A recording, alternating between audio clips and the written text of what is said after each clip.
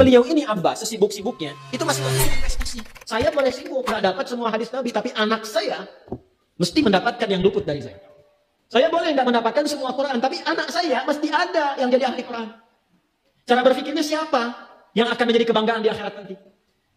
Di dunia itu semua dunia itu. Jadi sementara aja, nggak pasti sifatnya. Perbedaan status sosial itu hanya istilah-istilah yang disematkan manusia saja. Ini kaya, ini miskin, ya kan? Yang ini punya jabatan, yang ini biasa-biasa. Itu istilah manusia. Toh pada akhirnya semua kembali ke tempat yang serupa.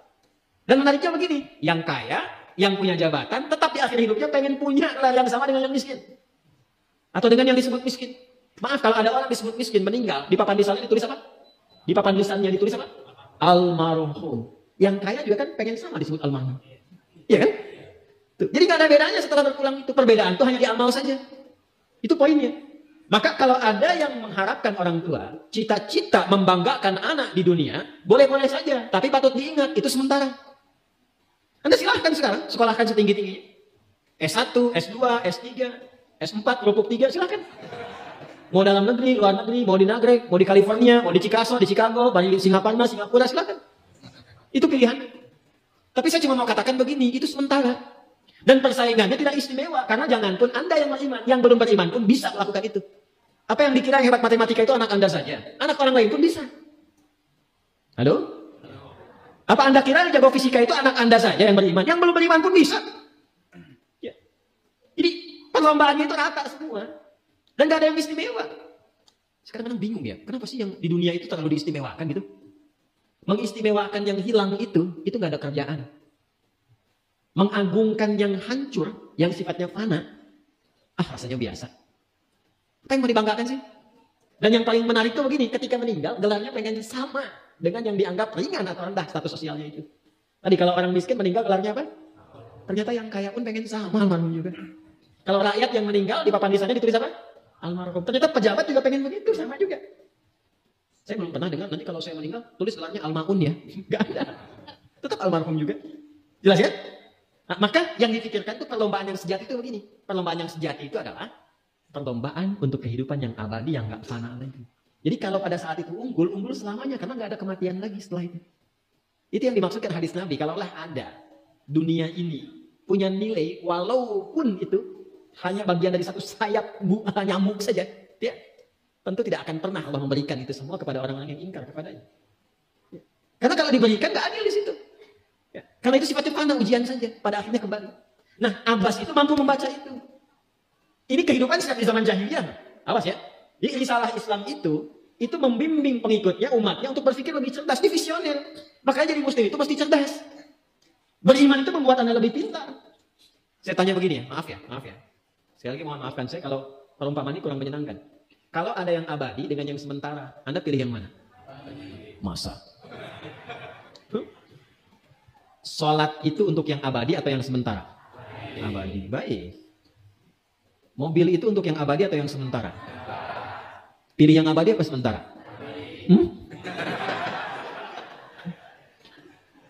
Di Kia itu ada mobil Innova tuh.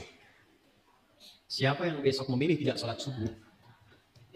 Pilihannya pilih Innova atau pilih sholat subuh? Yakin? Kalau saya pilih Innova dipakai untuk mengantarkan sholat subuh. Nah, itu lebih bagus. Ya. Jangan dipotong sampai situ ya. Ya bisa aja kita pilih Avanza, bisa pilih Ferrari, bisa pilih Pajero ya. Awas yang punya mobil Innova, Anda potong, royalti kena. Paham? Abbas itu begitu. Anak saya mesti dipanggil di akhirat dan semua penduduk langit dan bumi menyimak itu semua. Diviralkannya di akhirat. Viral dunia itu sementara. Internetnya diputus gak viral lagi. Kadang-kadang yang viral kemarin kan sekarang gak ada lagi. Ya kan? Yang viral tahun lalu sekarang sudah gak ada. Ya kan? Jadi belum selesai kehidupan sudah hilang juga viralnya. Akhirat itu selamanya. Dan biasanya begini, kalau orang-orang yang diviralkan oleh Allah atas kehendak Allah, itu abadi melintasi setiap masa. Jadi ada yang viral karena berita, ada yang viral karena doa dan kehendak Allah Subhanahu wa taala. Itu yang diviralkan langsung atas kehendak Allah itu melampaui zamannya. Makanya kisah ini pun bertahan sampai sekarang. Nah, Abbas itu berpikir, saya boleh sekarang jadi pebisnis pedagang, tapi anak saya mesti menguasai apapun yang pernah diajarkan oleh Nabi. Maka anak kecil ini sejak dini mengikuti Nabi. Sejak dini lekat dengan Nabi. Maka ketika Nabi tidur pun, itu ikut berkunjung karena keluarganya. Nah, inilah yang didapatkan oleh kita hadis tentang bangun tidur. Jadi hadis tentang bangun tidur itu diriwayatkan oleh anak kecil yang umurnya belum genap balik. Main-main ke rumah Rasulullah, ke rumah bibinya Sayyidah Maimunah, ingin tahu bagaimana cara bangun malamnya Nabi. Itu diikutin sampai dilihat gimana bangunnya. Duduk dulu, kata beliau, duduk dulu. Kemudian mengusap dengan bagian tangan yang diduga bersih untuk menghilangkan bekas ngantuknya. Setelah itu membaca khawatimah surah Ali Imran. Kemudian thumma dhahaba ila shanin mu'allaq, ke tempat tertutup, fatawadda, itu kan? Nah, itu ada semua rangkaiannya, itu ditemukan nanti di hadis riwayat Abu Daud, di Sunan Abu Daud. Nomor hadis 1367. Itu hadis tentang bangun tidur, ya, cara bangun tidur sampai sholat malam. Masih ingat teman-teman kalau kita bermakmum gini dan ada imam satu dan sudah pasti satu imam. Okay? Makmum berapa? Satu boleh? Boleh. Dua boleh? Tiga boleh? Empat boleh? Jadi imam berapa? Makmum? Empat. Laki-laki imam makmum? Imam, baik, bagus ya. Nah, dan imam kan laki-laki. Kalau perempuan, imam untuk perempuan kan? Laki-laki untuk perempuan dan untuk laki-laki. Fokus ini. Kalau satu begini, satu laki-laki, kemudian di belakang laki-laki. Ini kan posisinya boleh sejajar kan? Ya kan? Yang imam ini, makmum ini kan? Tadinya di belakang, tarik begini sejajar. Ini yang meriwayatkan anak kecil yang belum balik itu. Ini riwayat Ibnu Abbas. Satu paket. Termasuk sholat, kemarin kan kita tarawih kan? Sholat malam. Yang dua rakaat itu kan? Ya, sholat malam yang sampai 11 itu, tambah khafifatain 2, itu riwayatnya ini. Yang sholat tahajud malam yang 11 rakaat, tambah khafifatain 2, ini riwayatnya ini. Tutup dengan witir 1 rakaat. Itu anak kecil yang meriwayatkan. Dan tahukah Anda, sepeninggal Nabi SAW, Abbas bapaknya ini, hafal 200 hadis, anaknya Abdullah hafal 2000 hadis. Begitu caranya. Anda di sini ada yang diplomat, yang di kantor, yang karena berdagang misalnya, ibu rumah tangga, ya, dan sebagainya. Boleh, nggak apa-apa. Saat ini kita mungkin belum maksimal. Tapi jangan biarkan ada satu di antara anak keluarga kita yang tidak jadi kebanggaan, biarkan. Tolong ya. Tolong pulang dari sini lihat. Anak Allah titipkan kepada saya berapa anak. Tolong siapkan jadi kebanggaan akhirat. Satu aja jadi ahli Quran. Untuk pelita di rumah, penghilang kesedihan, penghilang kegelisahan, mendatangkan semangat. Itu demi Allah saya katakan, gak ada yang paling indah kecuali saat ayah pulang ke rumah. Tiba kemudian dia melihat anaknya yang kecil sedang merajaah. Amma yatasaalun. Bahkan sholat yang bapaknya sendiri belum hafal. Jangankan pulang ke rumah, Anda sedang mau rapat, dikirimi video anak Anda 3 tahun membaca surah Al-Ikhlas. Itu hati tenang. Itulah Quran. Itulah Quran.